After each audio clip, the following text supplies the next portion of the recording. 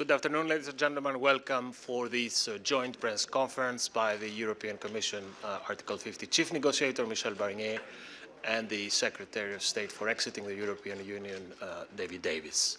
Without further ado, I give the floor to Michel Barnier.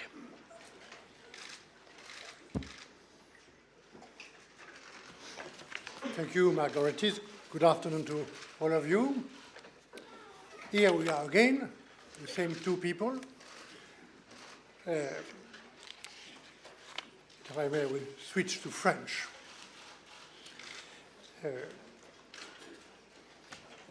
Mesdames et Messieurs, cher David, le discours de Theresa May à Florence a donné un élan à cette négociation qui en avait besoin. Cette semaine, nous avons travaillé dans un esprit constructif. Nous avons clarifié certains points. Pour autant, nous n'avons pas fait de grands pas en avant. Nous avons toujours un horizon commun. La volonté d'aboutir à un accord sur le retrait du Royaume-Uni, un retrait ordonné, et de dessiner ensemble les contours de notre future relation le moment venu. C'est d'ailleurs de notre côté, du côté de l'Union, ce qu'a dit très clairement il y a 3 jours le président Donald Tusk. Et nous plaçons cette négociation dans cette perspective. Nous partageons avec le Royaume-Uni les mêmes objectifs. Protéger les droits de tous les citoyens concernés par les conséquences du retrait, préserver le processus de paix en Irlande du Nord et la coopération sur l'île d'Irlande, honorer à 28 les engagements pris à 28. Pour nous, du côté de l'Union, réaliser et concrétiser ces 3 grands objectifs, c'est la condition pour engager le plus tôt possible la discussion sur un nouveau partenariat ambitieux et durable entre le Royaume-Uni et l'Union européenne. Où en sommes-nous, mesdames et messieurs, au terme de cette nouvelle semaine et de ce 5e round, plus précisément sur chacun des grands sujets liés au retrait du Royaume-Uni. D'abord sur les droits des citoyens qui sont notre priorité. Nous avons sur ce sujet 2 objectifs communs. Un, que l'accord de retrait ait un effet direct, ce qui est essentiel pour garantir dans la durée les droits de tous les citoyens. 2, que l'interprétation de ces droits soit réellement cohérente entre l'Union et le Royaume-Uni. Sur ces 2 points, nous continuons à travailler sur les instruments, les mécanismes précis qui doivent permettre de traduire cette volonté dans les faits, et cela implique pour nous, vous le savez, la Cour de justice de l'Union européenne. Par ailleurs, nous avons toujours des divergences sur la possibilité que nous souhaitons du regroupement familial et sur l'exportation des prestations sociales après le Brexit.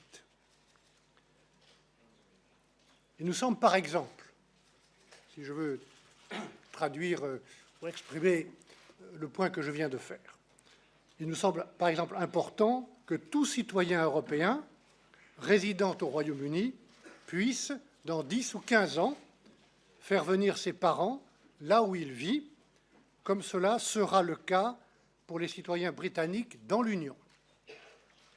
Dans le même esprit, un citoyen européen qui a travaillé pendant une 20aine d'années au Royaume-Uni devrait pouvoir revenir dans l'un des pays de l'Union avec sa pension d'invalidité dans les mêmes conditions qui s'appliqueraient aux citoyens britanniques vivant dans l'Union.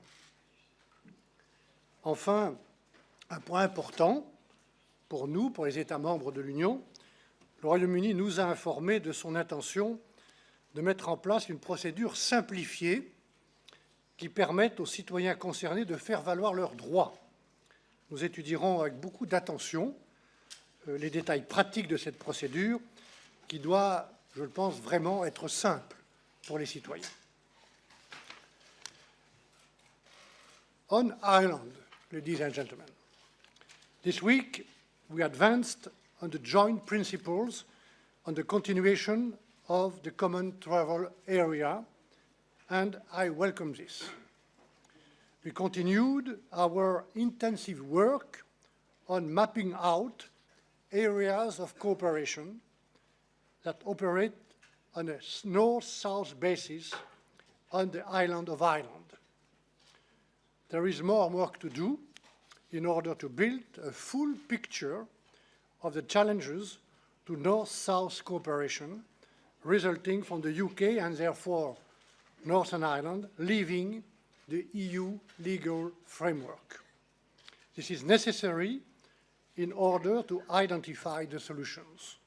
This week, we agreed that the 6 principles proposed by the EU in September would guide our work on protecting the Good Friday Agreement in all its dimensions. Enfin, sur le règlement financier. Dans son discours de Florence, Theresa May a affirmé que le Royaume-Uni honorerait les engagements pris en tant que membre de l'Union. Et c'est un engagement important. Cette semaine, pourtant, le Royaume-Uni nous a redit qu'il n'était toujours pas préparé à préciser ces engagements. Il n'y a donc pas eu de négociation sur ce sujet. Et nous nous sommes contentés de discussions techniques, utiles, mais techniques. Nous sommes donc sur cette question-là, dans une impasse, qui est extrêmement préoccupante pour les porteurs de projets, des milliers de porteurs de projets partout en Europe, et aussi préoccupante pour les contribuables. Mesdames et Messieurs, je vous ai présenté à l'instant le bilan de nos travaux, télégraphiquement, sur les 3 grands sujets principaux. Sur cette base, je ne suis pas en mesure, dans l'état actuel des choses, de proposer au Conseil européen, la semaine prochaine, d'ouvrir les discussions sur la future relation. Je redis devant vous que cette relation future, pour être solide, ambitieuse, durable, exige entre nous de la confiance. Et cette confiance, elle viendra avec la clarté et avec le respect de tous les engagements que nous avons pris ensemble à 28. Avant de conclure, juste une observation. À l'occasion de précédentes conférences de presse, l'un d'entre vous m'a demandé à quel moment l'Union européenne serait enfin prête à faire des concessions. Nous ne demandons pas aux Britanniques de faire des concessions. L'accord auquel nous travaillons ne se construira pas sur des concessions. Il ne s'agit pas de faire des concessions sur les droits des citoyens. Il ne s'agit pas de faire des concessions sur le processus de paix en Irlande. Il ne s'agit pas, pour le règlement financier, non plus de faire des concessions sur les milliers de projets d'investissement et toutes les femmes et les hommes qui sont derrière ces projets dans toute l'Europe. Dans cette négociation complexe, difficile, nous avons des objectifs partagés. Je les ai rappelés. Nous avons des obligations partagées. Nous avons des devoirs partagés. Et nous ne réussirons qu'avec des solutions partagées. C'est là notre responsabilité. Pour conclure, je le redis depuis Florence, le discours de Florence, il y a une dynamique.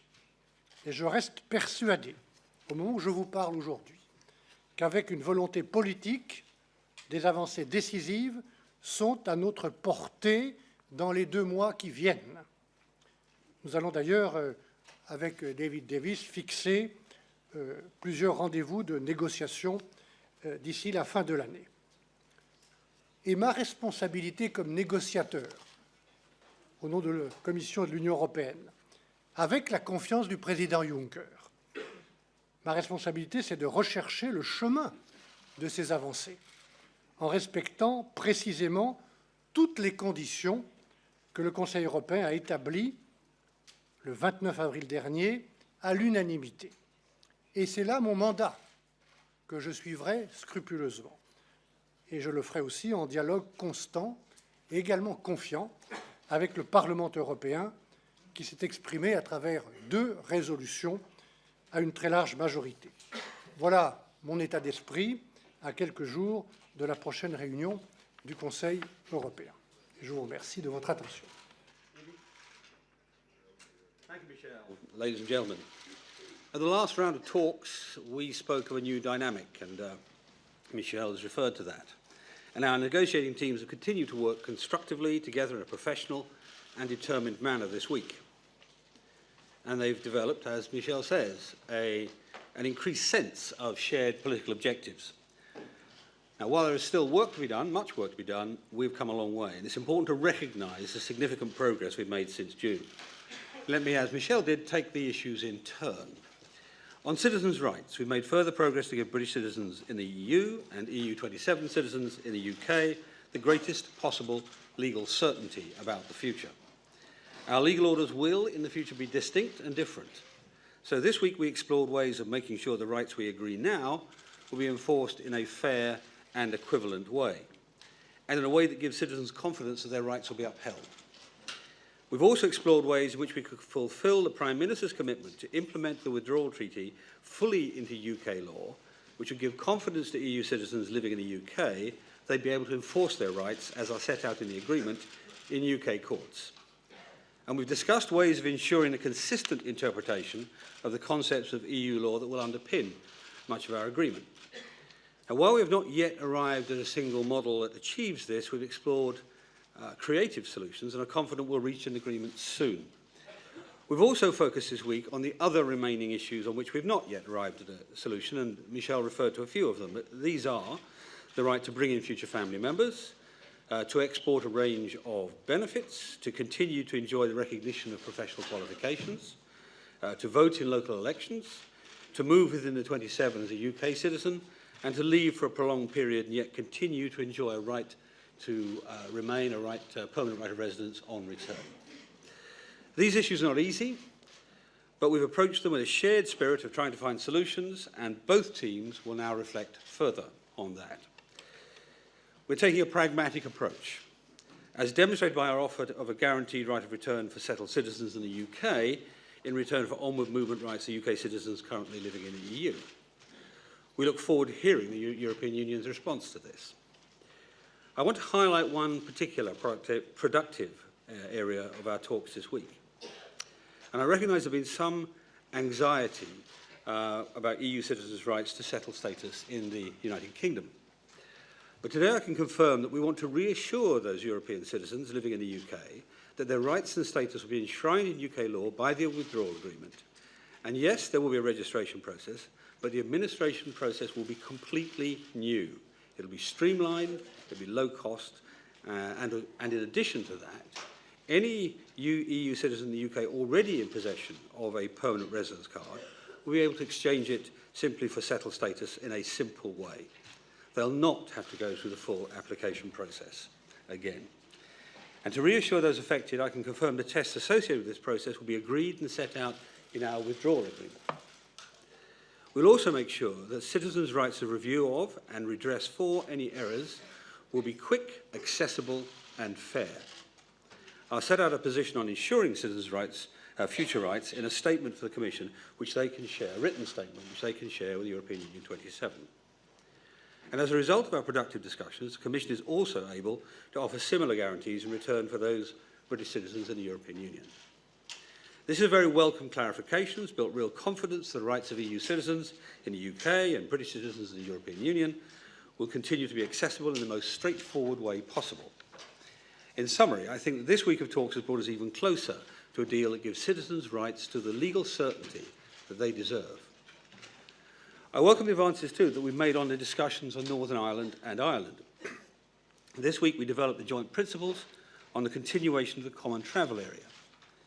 Our teams have also mapped out areas of cooperation that operate on a north-south basis. As Michel said, there's more work to do here in order to build a fuller picture of how we overcome the challenges to north-south cooperation once the UK has left the European Union. But I'm pleased to say we have made further progress here. We've also agreed, based on critical guiding principles which both sides recognise, we will start working on a common understanding on possible commitments and undertakings necessary to effectively protect the Good Friday Belfast Agreement in all its dimensions.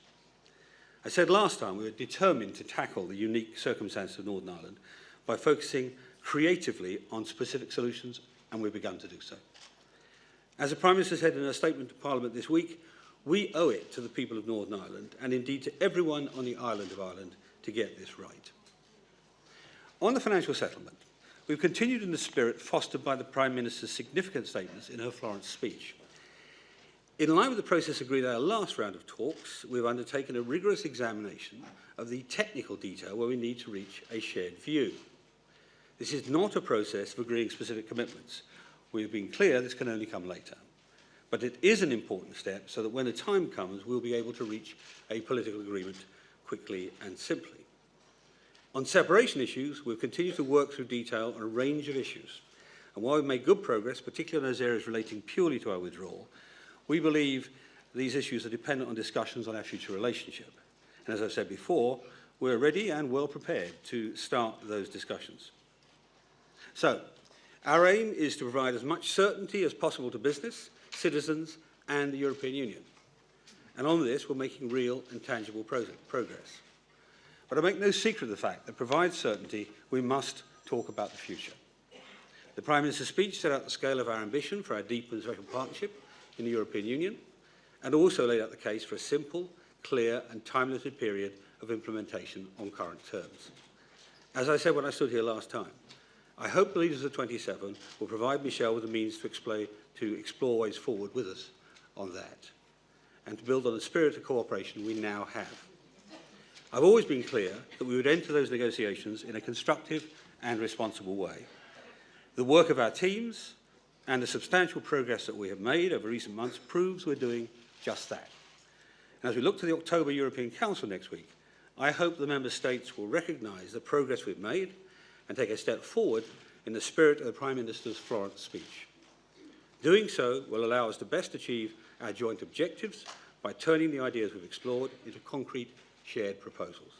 That's where we'll move forward towards a deal that works for both the United Kingdom and the European Union. Thank you. Thank you both. I will start with Alex Barker, here on the right. Alex Barker from the Financial Times. Mr. Davis, you said before that the big prize is the future relationship, that's the only certainty it can bring. But the brinksmanship is clearly reaching quite a high level now. It's quite a high wire act, and the risks of no deal are rising. What are you holding out for? What are you gaining by holding out at this stage? And given the risks are rising, should you be spending money now on a no-deal scenario, or is the Chancellor not being gloomy enough on the prospects of no deal?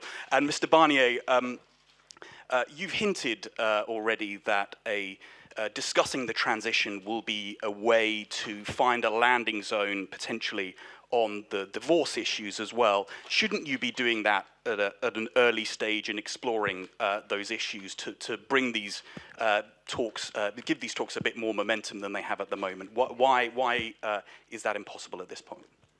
Well, shall I start, Michel? What are we aiming for? Well, that's really what I've been outlining so far. But in summary, a good, mutually beneficial deal overall. It's as simple as that. As for the preparation for a new deal, for no deal, well, clearly this negotiating process is aimed at getting a good deal for both sides. And that's the prize we're aiming for. But if that's not possible, a government has to be ready for the alternative. So as the Prime Minister said yesterday, the UK is planning for all outcomes. It's not what we seek. We want to see a good deal, but we're planning for everything. It's the duty of a responsible government to plan for all scenarios, however improbable, and that's what we're doing. And when money needs to be spent, it will be spent when it needs to be spent. And we've allocated already £250 million to departments to fund the work they need to do to prepare for all those scenarios. and if we need to allocate more at that time, it will be done in the appropriate way. Michel.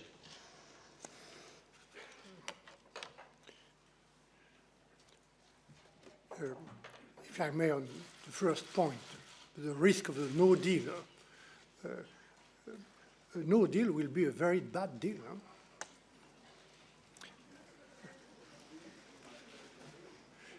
And to be clear, on our side, we will be ready to face any eventualities, and all the eventualities.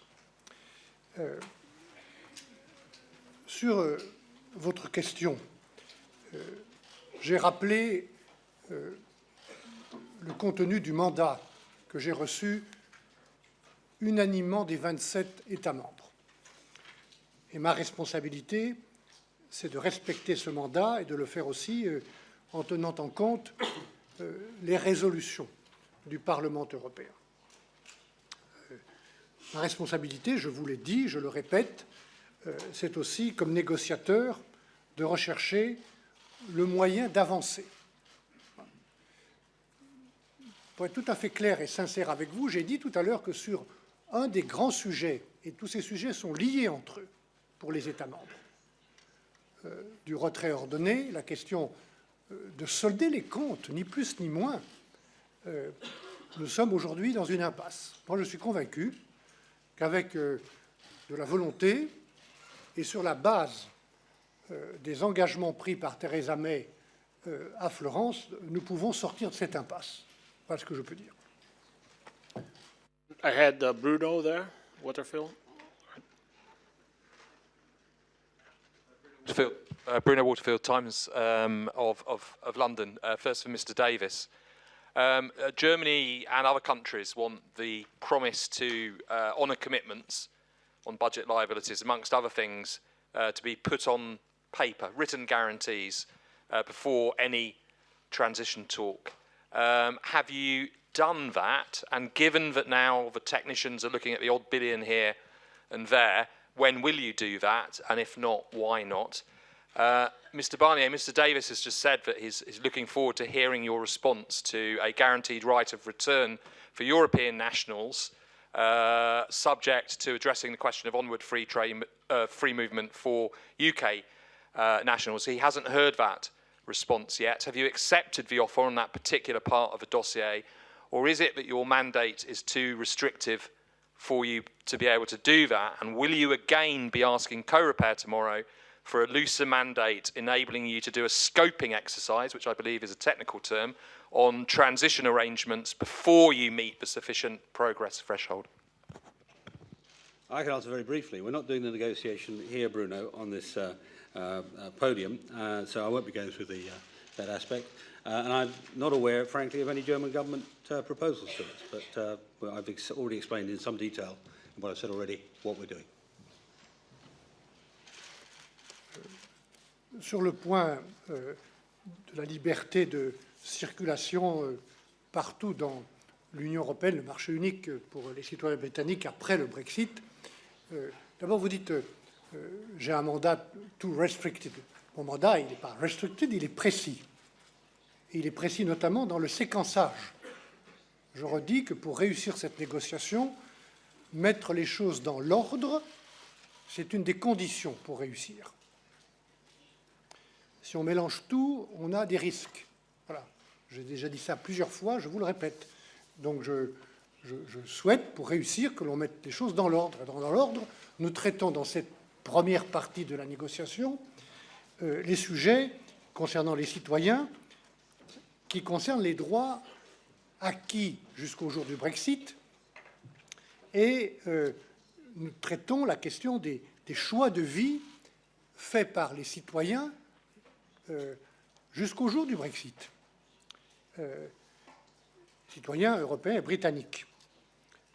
La question que vous posez, pour être très clair, elle reste sur la table, mais elle concerne les choix de vie qui seraient faits ou qui seront faits par des citoyens après le Brexit.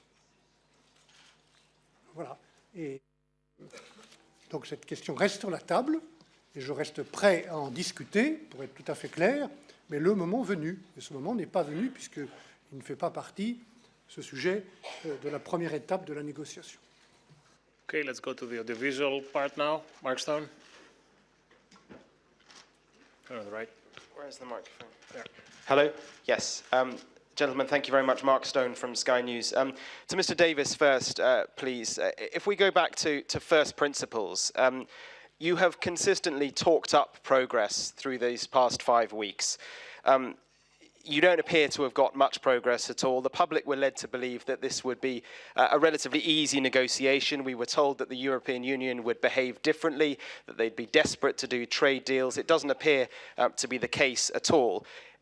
We're seeing businesses now, both in the UK and on the continent, beginning to enact their contingency plans. Citizens right across the continent continue to have no idea what their future will be.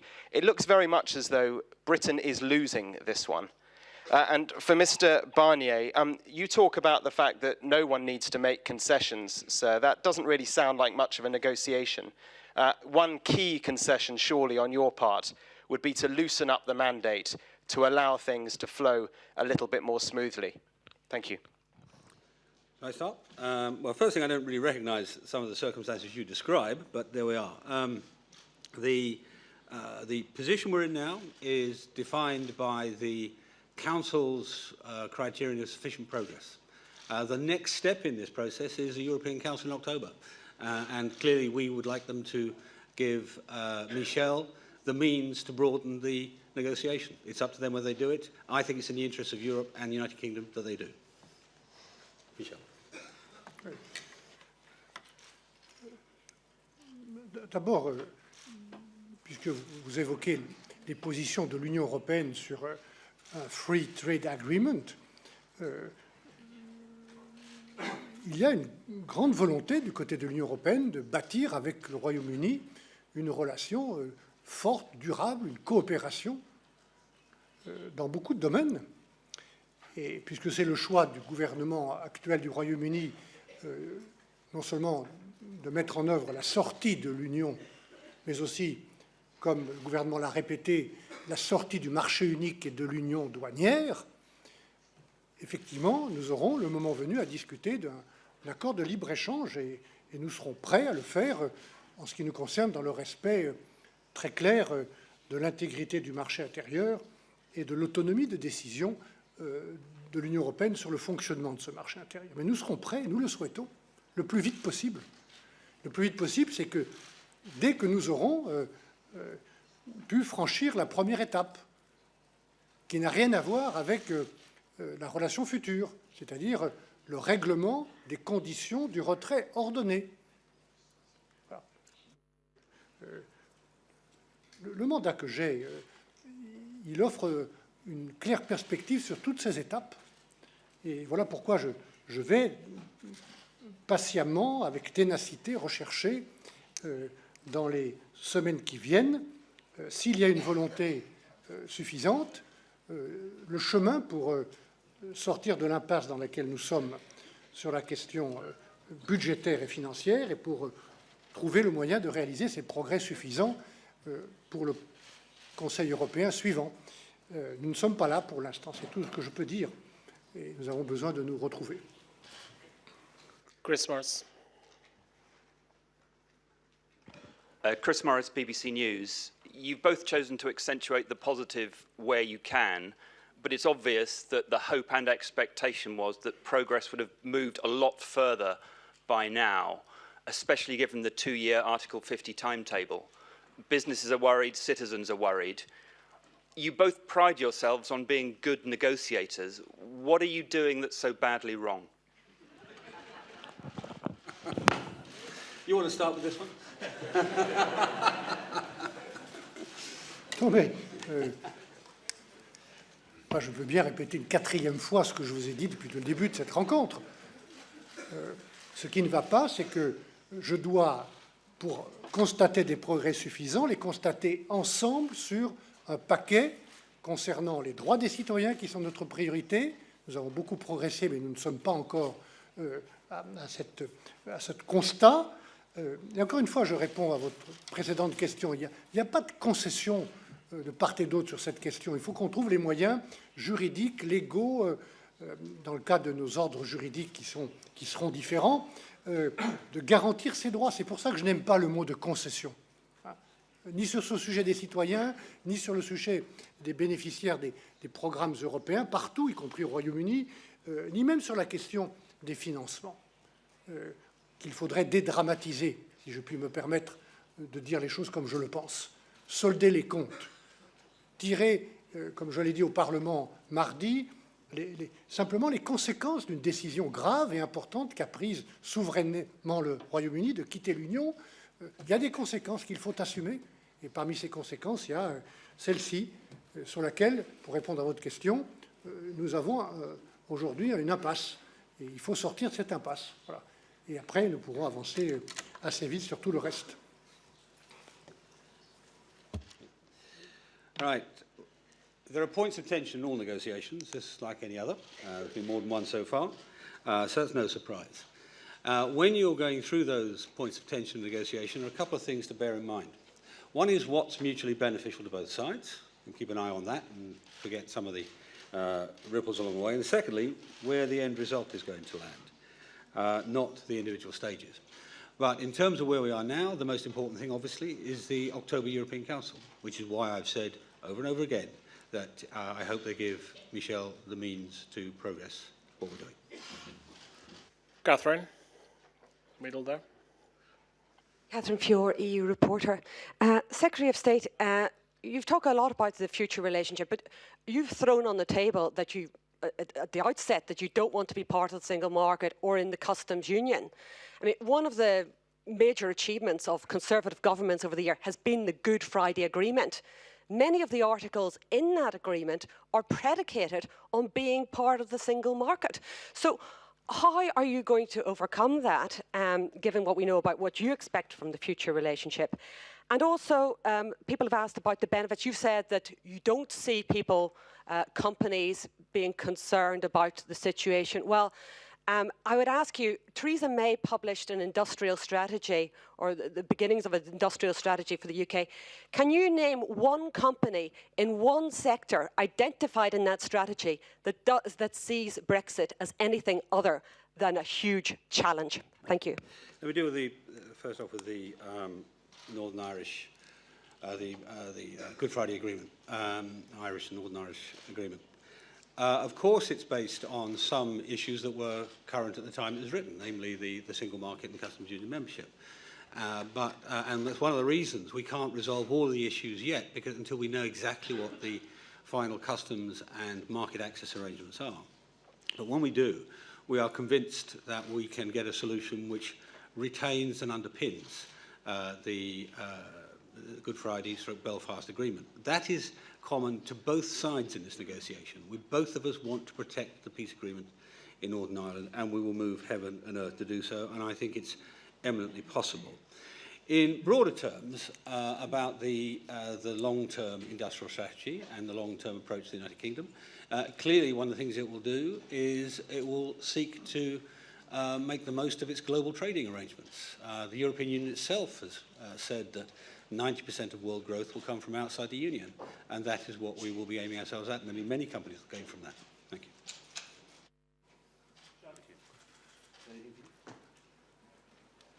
Bon, je ne vais pas commenter davantage ce que j'ai dit sur l'Irlande, qui est un point très important pour nous, pour moi. Ce qui est clair, c'est que la situation en Irlande, et cela a été reconnu par le Royaume-Uni, est une situation unique. Et que donc nous allons devoir trouver, après avoir fait une lecture commune des conditions, des éléments, des conséquences, d'un côté du Good Friday Agreement, de l'autre côté du Common Travel Area, nous allons devoir trouver, sur la base de cette lecture commune, des solutions spécifiques pour l'Irlande, qui ne seront pas utilisables comme un précédent pour d'autres situations. This concludes our press conference for today. Thank you all for your massive presence. Midday briefing starts immediately. Thank you.